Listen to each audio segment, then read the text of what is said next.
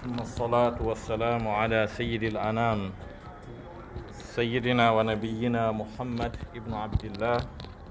وعلى آله وعلى صحبته الكرام والإحسان يوم لا مرد له من الله. عباد الله، أوصي نفسي وإياكم بتقوى الله.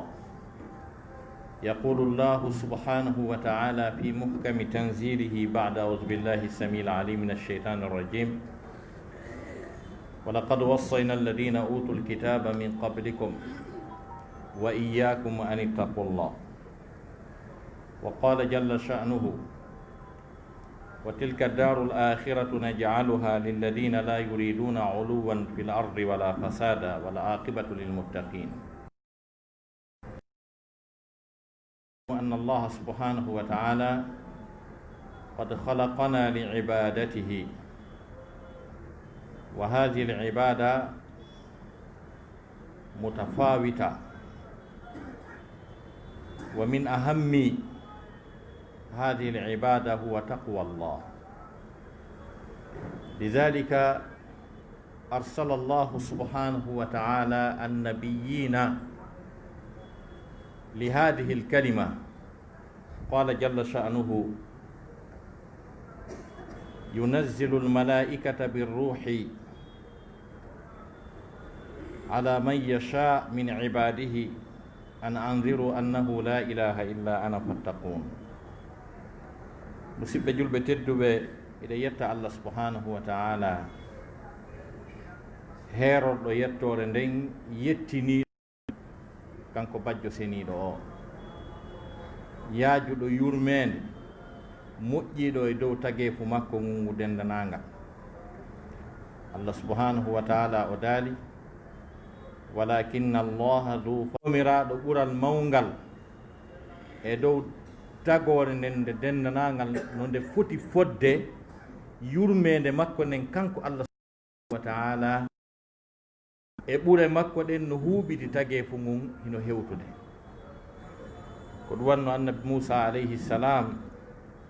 no ayje ɗen ardi noon ka suratul araf, nde o suɓino e gori bani israila ɗin fof sagataɓe capanɗe jeeɗɗo. wahtara Musa min qawmihi 70 rajulan limiqatina. nde Allah subhanahu wa ta'ala warno ɓen ɗon, tawi kanko annabi Musa himo jeejude Allah fiyo Allah wurnituɓe, o jeeji Allah subhanahu wa ta'ala, o tori, o yewti piiji, o inni: a torike yomi dande, mi danda gori ɗin ɗi fof majji, lette an ɗen, yurmene an ɗen hewta ɓe. Allah daali: inna adabi, no lette an ɗen, usibu bihi man asha, miɗo meminira ɗe on mo mi yiɗi memingol lette an ɗen. e maana kala ko wiyete lette, kala ko wiyete ɓittende, kala ko wiyete nawnare e sattende, miɗo andi fi mum ko min jeeyi, miɗo jogiti, miɗo huɓindi. o wi lette an ɗen kaka mi faala woɗe yaata komi mo yiɗi momi yiɗi yoɗe memu woɗe memata lette an ɗen, kono yurmede an ɗen kam miɗo accitiri ɗum ni: wa rahmati wasa'at kulla shay. yurmede an ɗen, yiɓɓe an ɓen no heɓude nde, ayɓe an ɓen hino heɓude nde. kala e muɗum ɗanoto, yahay ɓaawo suudu, ñaamay, yaray, tippay ka leydi ɗo, yeddinmi yeddalan, fof mum hino dunkitirde yurmere an nde. o wi ɗum ɗon miɗo accitiri ɗum ni: wa rahmati wasa'at kulla shay. ko oɗo wiyete Allah yurmede, ko ɗum anduɓe mo ɓen fof no andirimo ɗum ɗo. hay malaikaɓe faalaɓe hertinande torare muɗum yoga e jiyaɓe Allah, tawi si ɓe toroto Allah subhanahu wa ta'ala ma ɓe qiritano Allah. meɗen torade makko no men andi hiɗa jokki, hiɗa woowi, hiɗa moƴƴi, hiɗa okka, hiɗa yurme. men torotoma to woni. Allah daali alladina yahmiluna al arsha wa man hawlahu yusabbihuna bihamdi rabbihim wa yu'minuna bihi wa yastaghfiruna lilladina amanu rabbana wasi'ta kulla shay'in rahmatan wa ilman faghfir lilladina tabu. Allah daali ɓe yimɓe ɓen rondiɓe arshi on alladina yahmiluna al arsha wa man hawlahu, alhawu yaudu ila al arsh ay wa man hawla al arshi ayda. Qur'ana wi ɗin malaikaji rondiɗi arshi on alladina yahmiluna al arsha ɓe wiyeteɓe hamalatul arshi, milliarji malaika. Sabu jomiraɓe gande etike andugol ɓen ko ɓe jelo, sabu aya mo Allah subhanahu wa ta'ala yewti. Allah daali wa yahmilu arsha rabbika fawqahum yawma idin thamaniya. E aya go ka suratul Haqqa, Allah subhanahu wa ta'ala daali wa yahmilu arsha rabbika fawqahum yawma idin, no rondo arshi jooma maɗa on ndeññande. Ulamawo en ko jiɓi ɓe ko ɓay zarfu jokki aya on. Zarfu ko ɗiɗi, ko zarfu zaman et zarfu makan, ɗuyete français adverbe. Il y a deux sortes d'adverbes, il y a un adverbe du temps et un adverbe de lieu. Allah daali wa yahmilu arsha rabbika fawqahum yawma idin ndeññande. Est ce que ɓen arɓe ndeññande ko force spéciale ka ko wowuɓe ɓen? Allah no wawno to wiide no rondi arshi jooma maɗa on malaika ɓen haray andama ko ɓeya. Est ce que sansidiraka sabu mawnugol ñalande nden e tiiɗugol fiyake mayre fi honɗum précision o wi yawma idin ndeññande. Samaniyatun ɓe jeetato, taw siko malaika ɓe jeetato rondoto arshi Allah on. On mo nela sallam maki fi mum e hadis selluɗo mo cheikh Mouhamadou Nasiruddin Albani addi e deftere makko ɓurde sellude e deftere cheikh Albani nden ko deftere makko wiyete nden silsilatul ahadisu sahiha. Cheikh Albani al muhaddisul muasir mo cheikh Ibnu Bas wi mi anda hay e goto wonɗo e leygu kammuɗo ɓurɗo mo andude ko rasul wonno e mum kon. Nelaɗo sallallah alih w sallam eɓe maaki wondema kursiyu Allah o no ɓuri janɗude kammulɗi jeeɗɗi e leyɗe ɗe jeeɗɗi aya no tabintini wasi a kursiyu samawati wal ard. ɓe maaki on kursiyu Allah ɓurɗo janɗude kammuli ɗin jeeɗɗi e leyɗele ɗen jeeɗɗi, si wattidama e kammuli ɗin jeeɗɗi e leyɗele ɗen jeeɗɗi, hakkunde ɗum ɗo foppe e arshi on no wayi wasi goɗɗo ari tawi mowre koccu ƴetti hoccure wotere, ko hoccure wotere nde woni kammuli ɗin jeeɗɗi e leyɗele ɗen jeeɗɗi, kañum e kursiyu ɓurɗo janɗude kammuli ɗin jeeɗɗi e leyɗele ɗen jeeɗɗi. Ko lutti ɗon kon ko noon arshi on fotata.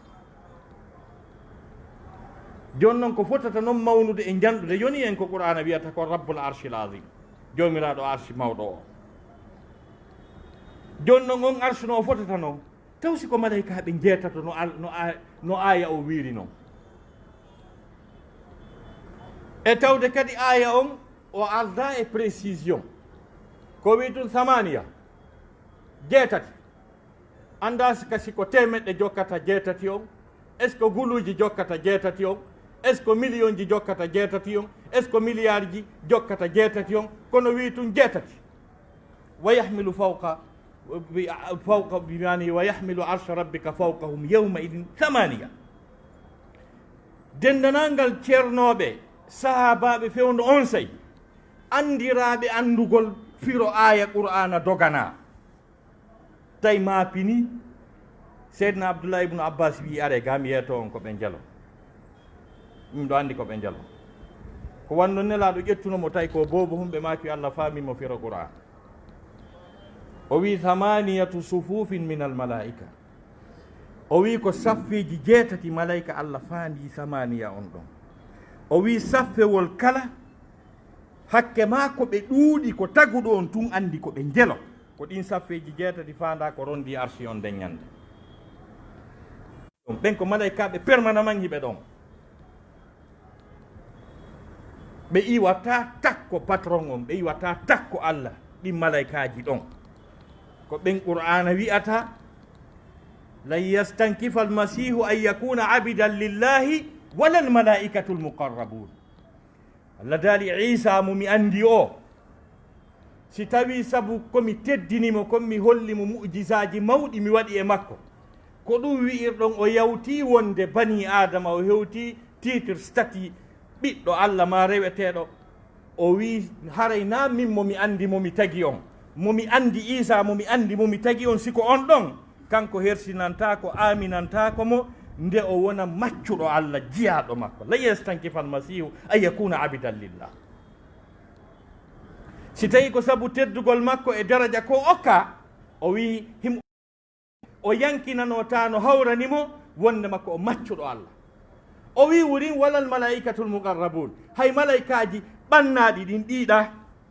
ɗi hawlal arsh, o wi hay ɓen e hoore mum e martaba e teddugal ko ɓe okka kon fof hiɓe jaɓi koɓe jiyaɓe Allah. ko ɓen malaikaɓe ɗon kadi qur'ana o wi ka suratul mutaffifina yashhaduhu lmuqarrabuna, no seedito ɗum ɓannaɓe ɓen. no daali ɓen malaikaɓe alladina yahmiluna al arsha wa man hawlahu yusabbihuna bihamdi rabbihim, hiɓe jokki bimbi e kiikiiɗe jemma e ñalorma chaque seconde wiigol subhanallahi kañum e alhamdulillahi, ko ɗum wiyete yusabbihuna bihamdi rabbihim. wa yuminuna bihi, hiɓe gonɗini Allah. wa yastahfiruna lilladina amanu, hiɓe insinanoɓe yimɓe gonɗinɓe ɓe wiya rabbana jooma amin. yurmene maɗa nden hewti kala hunde meɗen andi hiɗa yurmini hiɗa okka hiɗa moƴƴo e tageefu ngum meɗen andi ɗum, kono meɗen faala ya waɗan ɓeeɗo. fastahfir lilladina tabu wattaba'u sabilaka wa qihim adaba aljahim. ɓen tuubuɓe haa gasi jokki ko Allah wi ko, ɓeeɗo ɓeydi tan ɓe peewa. ko ɗum waɗi si Allah subhanahu wa taala ko yettuɗen mo wo kanko bajjo seniiɗo o, en wawata hewtinde piiji ɗiɗi petto ɗaɓɓiri en lanni haray o lettata en hannde kadi. sen waɗi ɗin ɗon ɗiɗi haray ko wiyete lette kon enen e makko en gayni en sallimmike. Allah daali fa mada yafalu llahu bi adabikum in shakartum wa amantum. ko wi ɗum, ko Allah wi ɗum, fa mada yafalu llahu bi adabikum in shakartum wa amantum. o wi kon ɗum mi lettirta on, ko honɗum mi lettirta on si o yettilan on dullanallan on gonɗinilan. jaka si en yettimo en dullanalimo en gonɗinimo hara enen e lette en gayni di ka makko, ko ɗum o wi en kanko Allah subhanahu wa taala. ɗen juuɗe rasul sallllahu alayhi wa alihi wa sahbihi wa sallam, on mo jam e kisi e woni e muɗum neniraɗo sabu yurmede wonande ɗeɗo mofte dendanagal ɓe Allah subhanahu wa taala moƴƴi e mumɓen fof, ala hay e gooto mo Allah moƴƴi e muɗum ha hewti ko o moƴƴi e Muhammadu kon. ko waɗi noon kanko bajjo seniiɗo o hemo sifitori ɓurnidingol tageefu makko ngun o fonnaali ko o tagi kon. Allah fonnaali ko o tagi kon bes, ko o tagi kon na gore mo ɓurdindinni. ɓurdindingal ngal ko hunde tuma ari kaka o suɓii ɗon, kaka Allah subhanahu wa taala suɓii ɗon e nder ko o tagi kon, ko ɗon ɓurodiral ngal ari. ko fi honɗum kanko bajjo seniiɗo o sifora jaasugol, o sifora ɗustaangu, ko siforɗo timmal e mangu, siforɗo timmal e mangu, suɓotaako ko jaasi. kankadi haray koko mawni koko teddi kon o suɓoto kanko Allah subhanahu wa taala. ko ɗum waɗi heeferaɓe ɓen no woodi sendoreji ɗi ɓe sendi ɓe waɗani Allah geɓal, tawi ko kamɓe ƴetti ko ɓuri kelɗude kon ɓe waɗanimo ko ɓuri jasude kon, o wi o jaɓaali kankadi koko ɓuri kelɗude kon ɓuranimo. yiltoyiɓe wi'i wo ko Allah tigi sendi, ɓay o sendi o ƴetti ko ɓuri jasude kon o acci ɗon ko ɓuri mawnude kon, Allah wi o jaɓaali o yeddi ɗiɗi noon. Allah daali alakumu dakaru wa lahu l untha, o wi tilka idan qismatun diza. eyo on sendi on ƴetti worɓe ɓen, min on waɗanila rewɓe, o wimi d'accord ali fuɗɗite, min kadi ko ɗa ɓuri kelɗude. ɓeynoy ko kanko tigi sendi suɓiɗa o daali asfafa albanati ala albanin ma lakum kayfa tahkumun e hara kanko kadi o ƴettay rewɓe ɓe o acca ɗo worɓe ɓen o wi kankadi o watta ɗum si tawi ko gonga mum joni noon kanko bajjo seniɗo o himo wi e aya arɗo ka suratul qasas wondema ko kanko tagi tagefu ngun pop kono e ngu tagefu ngu o tagi no woodi ɓe o suɓi allah daali wa rabbuka yahluqu ma yashau wa yahtar ala kono mo suɓo ndaremo yewti fi gayi ɗi o suɓi ko ɓe wiyete les généraux no woodi yoga e ɓiɓɓe adama ɓe allah wi ko ɓe woni kohoɓɓe ko ɓe woni gayɗin o wooli inɗe maɓɓe ɗen kadi o wi hino gayɗin hino ɗi so yehi e suratu sad ƴetton iwi ka allah wi ɗon wa wahabna li dawuda sulaymana nicma alabdu innahu awwab id urida alayhi bilasiyi safinatu ljiyad فقال إني أحببت حب الخير عن ذكر ربي حتى توارت بالحجاب ردوها علي فطفق مسحا بالسوق والأعناق ولقد فتنا سليمان وألقينا على كرسيه جسدا ثم أناب قال رب اغفر لي وهب لي ملكا لا ينبغي لأحد من بعدي إنك أنت الوهاب يهدون يتويون دون مي وي دون suratu sad yon allah no linti ɗon généraux ji linti gayi o wi onon eɓe nawon gore ɓeɗo ɓe o fuɗɗori annabi souleymana e annabi dawuda o inni ɓen ko ɓe gayi o okki annabi souleymana kala ko o faala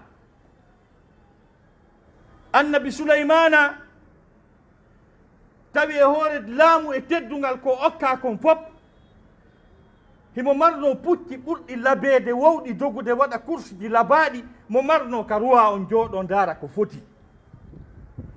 o jooɗi o ayni ko pucci ɗin fijata kon ha mo marno tan hum ñande wo ñande mo marno waɓutun kun o jooɗo o jokka astahfirullah e subhanallahi allahu akbar e la ilaha illallah o ndaari ko pucci ɗin dogata ko foti kon ha kun tan hum feƴƴi o yejjiti fa qala inni ahbabtu hubba alkhayri an dicri rabbi hatta tawaratu bil hijab ndaarimi jokki ko pucci ɗin fijata ko foti ko sa'i hun kumbi wowno jantagol inde allah kum feƴƴi ko sa'i hun ko wowno jantagol inde allah na waqtu farilla feƴƴirnomo ɗum feƴƴirta ɓen aduna rudduha alay no woodi firoɓe wiyoɓe wondema ko nangue ngen annabi souleymana wi yo allah yiltu sa'i hun kun arta on tafsir o sella rudduha ko fiilu amre kono ko siiha jammu o ardi si tawno ko allah subahana taala o yamirno yo artir harayno fiilu amre on o ƴettayno mufrad kono ko assafinatul jiyad ko ɗin ɗon haaw on jokkiti ɓay ɗum ko ismu annas rudduha ilay addanelan ɗo pucci ɗin ɗi fof majji tawi nun ɗin pucci ko pucci lanɗo ko pucci ruwa pucci wootu waway kutude million ji o inni ɓay ko ɗi haɗinmi hande waɗugol askar mo mi wowno wadde on soppitane lanɗi ɗi fof majji fof ɗi soppita ɓay ɗum feƴƴi laamu e teddungal e daraja e jaahu ko allah okki annabi souleymana ko mo jogii ɓeyguli temedere o wi gooto kala e ɓeeɗo o yiiday e mbaldi gooto kala e ɓeeɗo jibinanamo ɓiɗɗo gorko o yejjiti wiigol si allah jaɓi ɓeeɗo fof deedi ɗi ronki marsude gooto petti jibini tawi on boobo ɗon kadi junngo goo no woodi ngoya ala tawna timmuɗo qur'ana wi wa laqad fatanna souleymana fa alqayna ala kursiyihi jasadan summa anab qala rabbi ihfir li wa hab li mulkan la yanbaghi li ahadin min ba'di innaka anta alwahhab anda dali men jarribike mo men liɓi ka danki makko ɓandinke ɓayna boobo timmuɗo allah wi ɗum jasadan o anditi o wi'ano si allah jaɓi on say o insini e ɗum ɗon o wi Allah mi torike ma okkal laamu ngu tawata bi a wallinde adna goɗɗo laamaki ngu sin feƴƴi kadi fi maggo wolte ha ñande dargal nde Allah wi seede ko wiɗa ko marsi iwi ɗo ko an andi ka hendu ɗum wi firta fa sakharna lahu riha tajri bi amrihi rukha'an haysu asab washayatina kulla banna'in wa ghawwas e dendanangal jinnaji gandiɗuɗi spécialiste ji jogiiɗi doctorat e fubbagol yaha ka ɓuri luggude e baharu ɗaɓɓitoya kanŋe ɓurɗe labeede adda e jinnaji architecte ji ingénieur ji wowɗi moƴƴinde plan ji cuuɗi darna village gratte-ciel ji ɓurɗi labeede kulla banna'in wa hawas hadihi siyahun mubalaghatun albanna wal hawas Allah daali ɗum ko mi waɗanma ɗo kon fof ko cadeau ko dokkal hada ata'una ɗum ɗo ko dokkal amin ningal min okkuma yo Souleymane seede min okke jeyaka joddima ko rewɗa men kon ko rewɗa lan kon Souleymane mi yoɓalima taw few ɗum ɗo mi okke ko cadeau seede mum fam nun aw amsik bi hayri hisab sa faala ƴettu fof okkitira janngo toroɗa ko ñaama sa faala jogi to fopta okko hay goto ala probléme ka Allah ko rewɗa lan kon en fottoya e laakal wa inna lahu indana la zulfa wa husna ma la daali no woodini Souleymane ka amen ga ɓannede kañum e palasi labaɗo kadi ɓay ndin gaari ɗon lanni on général jo ɗon o wi yewtanan fi général jo kadi wadkur abidana ayyuba إذ نادى ربه أني مسني الشيطان بنصب وعذاب اركض برجلك هذا مغتسل بارد وشراب ووهبنا له أهله ومثلهم معهم رحمة منا وذكرى لأولي الألباب وخذ بيدك دفا فاضرب به ولا تحنث إنا وجدناه صابرا نعم العبد إنه أواب on général jot on kadi waari haa ɗo woni yewtanan fi Ayyuba kadi ɗon kadi yewta ha lannitiroyi ni'mal abdu en ba jiyaɗo moƴƴo waɗi ɗo konngol ngol Allah waɗanta hoore musimo mantade mo inna fa ni'mal mawla wa ni'mal nasir ka fa qadarna fa ni'mal qadiruna konngol o waɗani jiyaɗo makko o wi ni'mal abdu général jo waɗi ɗo ye innahu awwab yiltoyi kañum kadi o haali fi généraux ji kadi o wi wadkur ibadana ibrahima wa ishaqa wa yaquba uli l aydi wal absar inna akhlasnahum bi khalisatin dhikra ddar wa indahum indana la min almustafaina al akhyar nane Allah no yewta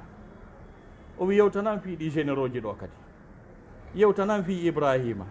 e ishaqa e yaquba ɓen ko jomiraɓe haqqillaje ɓen ko selluɓe finde ɓen ko jomiraɓe limanu ɓen ko kelɗuɓe ɓen ko kohoɓe ko ɗum ɗon fof wiyete ulil aydi wal absar komi wi ɗo kon fof ko ɗum wiyete ulil aydi wal absar kala konngol takketengol e neɗɗo yo hollu ko haqiqajo ko o soobe ko o nendi ko ɗum hawtiti wiya ulil aydi wal absar Allah daali inna akhlasnahum bi khalisatin dhikra ddar min hertinaniɓe spécial konnguɗi labaɗi koɓe wattire koɓe mantorte e kamin hebilaniɓe kaɓe artoya ɓe tawi no labano feppodiri e maɓɓe dhikra ddar Allah daali wa innahum indana la min almustafaina al akhyar Allah daali ɓeɓe mi haalanma fi mum ɗo ka amen ga ko jeeyaɓe suɓaɓe ɓen almustafaina suɓaɓe al akhyar andi ko tuma suɓa ha gasi ɓen ko suɓa ɗon kadi suɓa kadi mustafaina koko suɓa al akhyar ko suɓa kadi qur'ana wi wadkur ismaila Allah subhanahu wa taala o daali yewtanan fi ismaila kañum e dal kifli en e sifa ɓe Allah daali ulaika al akhyar ndaare konngol ɗin fof par ce que alifu tafdil no jokki khiyar on al akhyar en mba taguɗo on no wawi yewtude en mba taguɗo on no wawi yewtude bi fuɗɗa yewtede fii ko suɓa ko hekki ɗum ɗon ko fof koko wi ulaika al akhyar seɗɗa ɗaɓɓude noon suɓaɓe hinoɓe ɗo ko ɓeɗo woni nendi ndin tigi jon noon kanko bajjo seniiɗo o nde tawno himo suɓo wa rabbuka yahluqu ma yashau wa yahtar o suɓi non e ko o tagi kon e nder noon ɓen suɓaɓe ɗo fof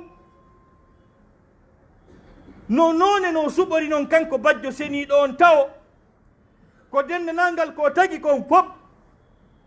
o suɓi ɓiɓɓe adama ɓen e jinna ɗum no ɓuri kala ko tagi kon fof adali wa ma halaktu l jinna wal insa illa liyabudun e nder ɓen ɓiɓɓe adama e jinna kañum kadi o continue sélection makko o suɓi ɓiɓɓe adama ɓen e dow jinnaji ɗin allah no yiɗi en mo ɓurni e laabi wulure ko wiyete jinnaɓe na en gore en yiida en yaada ko ɗum daare tun affaire annabi souleymana on ɗa qala ifritun min al jinni ana atika bi qabla an taquma min makamika ka na jinna gandal mum ko ha ɗon haaɗi e technologie mum on waɗugol mission on heña wa qala allazi indahu ilmu min alkitabi ana atika bi qabla an yartadda ilayka tarfuk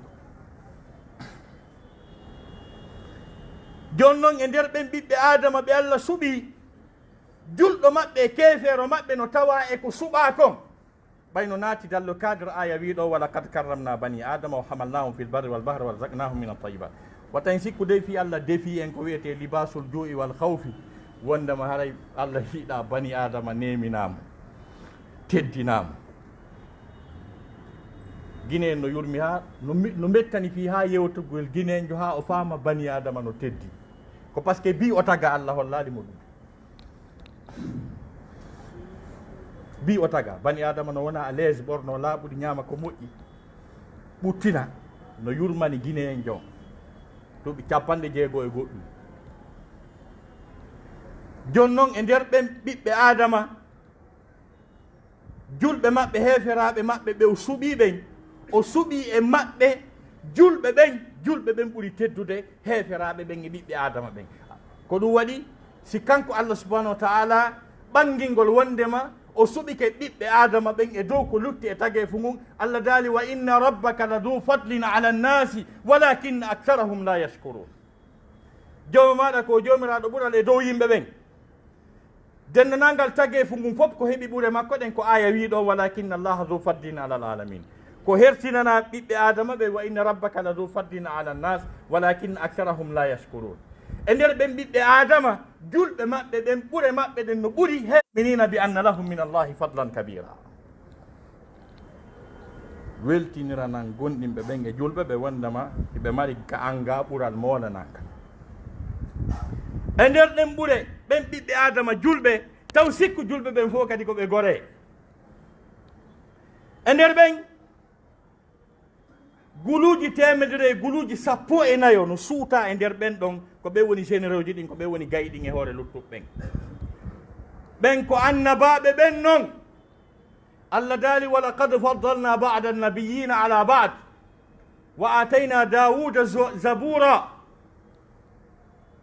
e nder ɓen guluuji temedere e guluuji 24 mo suɓi ton ɗen ɓe 313 ko ɓe won nelaɓe ɓen kam no hecci ɓeeɗa few ɓe yiidaɓe yaada allah daali tilka rusulu faddalna badahum ala bad minhum man kallama allahu wa rafa'a badahum darajat wa atayna isa bana maryama albayinati wa ayadnahu bi ruhi lqudus e nder ɓen 313 patron on no suɓi toon jowo ko ɓe woni nendi ɓiɓɓe adama ɓen jowo ɓe wiyete ulul asmi en o wooli fi annabi e nelaɓe pop o sorto e ɓen jowo o wi hino ɓeɗa allah daali wa id akhada allahu mithaqa annabiyina wa minka wa min nuhin wa ibrahima wa musa wa isa bana maryam wa akhadna minhum mithaqan ghalida allah daali janto tumani mi ƴettuduno e annabaɓen fo ahadi mi ƴettodi e ma ahadi yo muhammad mi ƴettodi e nuhu ahadi mi ƴettodi e ibrahima ahadi mi ƴettodi e musa ahadi mi ƴettodi e isa ɓiɗɗo mariyama on ahadi mi ƴettodi e ɓe ahadi tentudi ko ɗon ɓen woni jowoɓe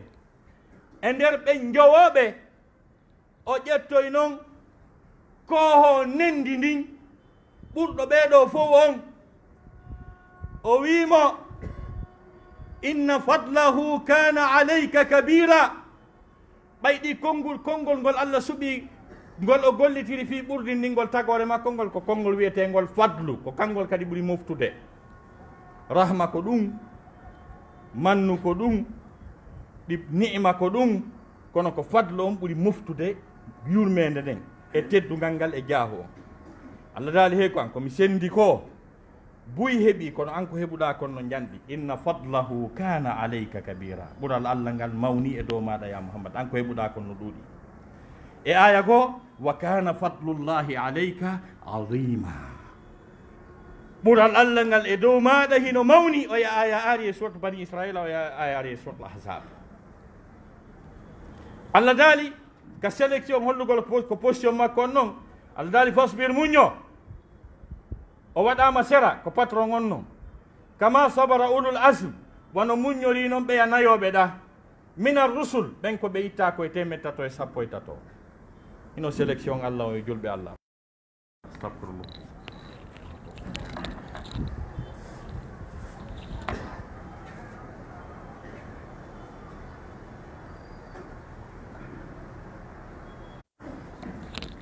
Alhamdulillahi ala ni'mati l-islam wa kafa biha min ni'ma. e yetti Allah subhanahu wa ta'ala e dow oɗo nema l'islam. nema l'islam o yoni nema, sabu ko on ɗon tun woni nema, ko on ɗon tun kadi woni ko luttata ko lutti kon fof ko ɗayne. kala ko wona l'islam ko ɗayne, ko mere fuu fala fuu. Qur'ana wi wa mal hayatu dunya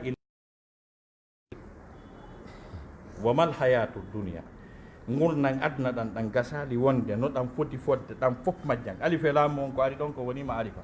al ma'arifa tufidu ta'yin wal hasr. si tawi kadi ko iwtiri ɓaawo ma'arifa on kañum kadi ko ma ko ɗum wiyete lapsun min alfadil umumi indal balaghiyin. c'est à dire haray hunde lutta e adda sina fuu fala fuu. wamal hayatu dunya, gurnan adna ɗa wonali illa mata'ul ghurur, si wana ko dakimmete, ko hodata, ko ɗaynata, ko fenade na gonga. e aya goo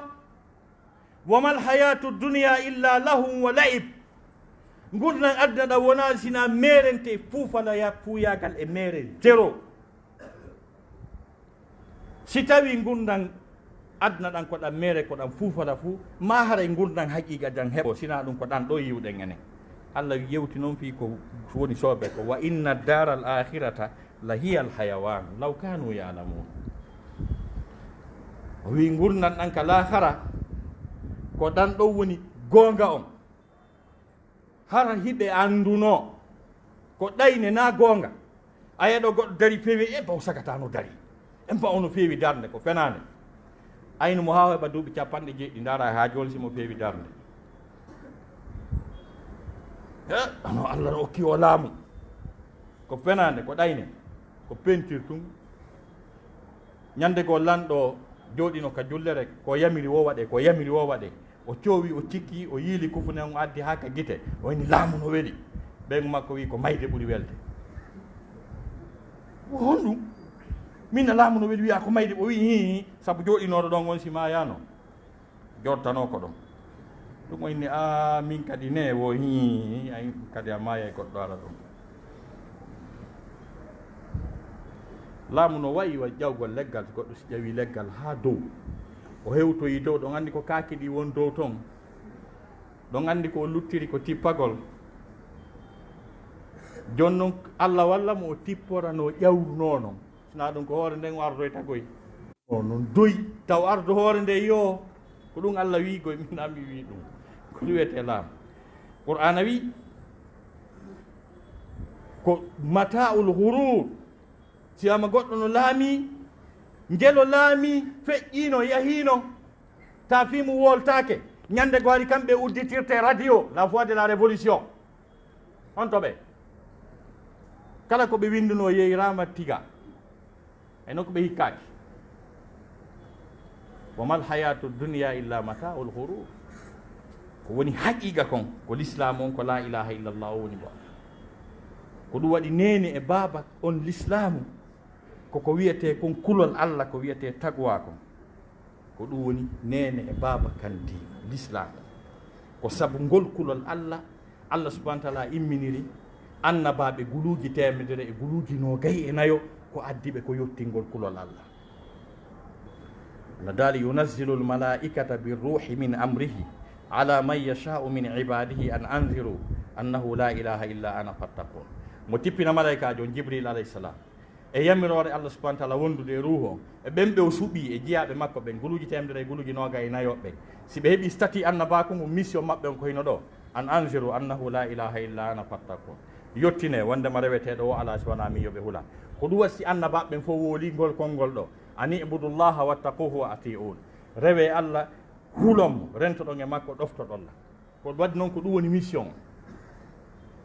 ko sabu ngol kulol Allah subhanahu wa ta'ala Allah jaɓirta dewe ɗen hay si tawi a rewi Allah sa hulata Allah Allah ƴettata ko rewɗa ko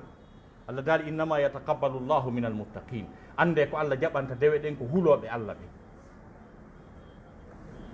e hay joddi hulɗo Allah on baraji ɗin hino ɓurdi embere kulol Allah ngol goɗɗo no wiya ɗo astahfirullah laabi wulure o wala julude jemma o ñalla horude Allah yurminamo windanamo un point par ce que ko bandi kala ka tumbun sottintemo ɗon kala ka ngenari ñametemo ɗon kala ka goɗɗo jattete détourné himo ɗon kala ka fenete himo ɗon ko bandi wakkilike noon kono Allah jonni ɗum un point ɓaymo yurme